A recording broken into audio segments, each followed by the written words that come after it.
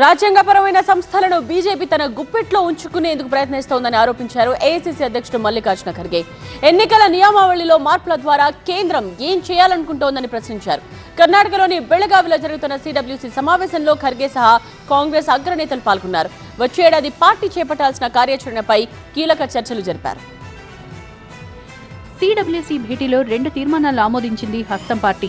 అలాగే వచ్చే ఏడాది చేపట్టాల్సిన కార్యాచరణపై కీలక చర్చలు చేస్తారు. దీంతో పాటే రాజ్యాంగ నిర్మాత అంబేద్కర్ పై అమిత్ షా చేసిన వ్యాఖ్యలపై కూడా కాంగ్రెస్ పెద్దలు చర్చిస్తారు. జాతీయ స్థాయిలో ఎన్డీఏ సర్కార్పై కాంగ్రెస్ ఉద్యమ కార్యాచరణ, జమిలీ ఎన్నికలకు వ్యతిరేకంగా పోరాడే అంశం, త్వరలో జరగనున్న మరికొన్ని రాష్ట్రాల ఎన్నికల్లో గెలుపు కోసం అనుసరించాల్సిన వ్యూహాలపై చర్చ సాగనుందని కాంగ్రెస్ వర్గాలు చెబుతున్నాయి.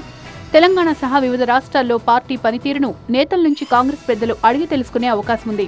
ఏఐసీసీ అధ్యక్షుడు మల్లికార్జున ఖర్గే అధ్యక్షతన జరుగుతున్న ఈ సమావేశానికి తెలంగాణ సీఎం రేవంత్ రెడ్డితో పాటు ఉప ముఖ్యమంత్రి భట్టి విక్రమార్క, పీసీసీ అధ్యక్షుడు మహేష్ కుమార్ గౌడ్, పలువురు మంత్రులు హాజరయ్యారు. If it's family, it has to be home.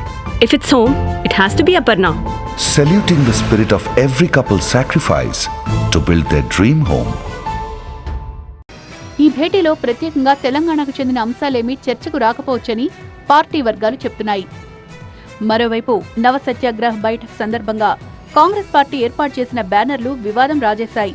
Congress party ఏర్పాటు చేసిన ఫ్లెక్సీల్లో జమ్మూ కశ్మీర్లోని పలు ప్రాంతాలు లేకపోవడంపై కమలం పార్టీ నేతలు ఆగ్రహం వ్యక్తం చేస్తున్నారు.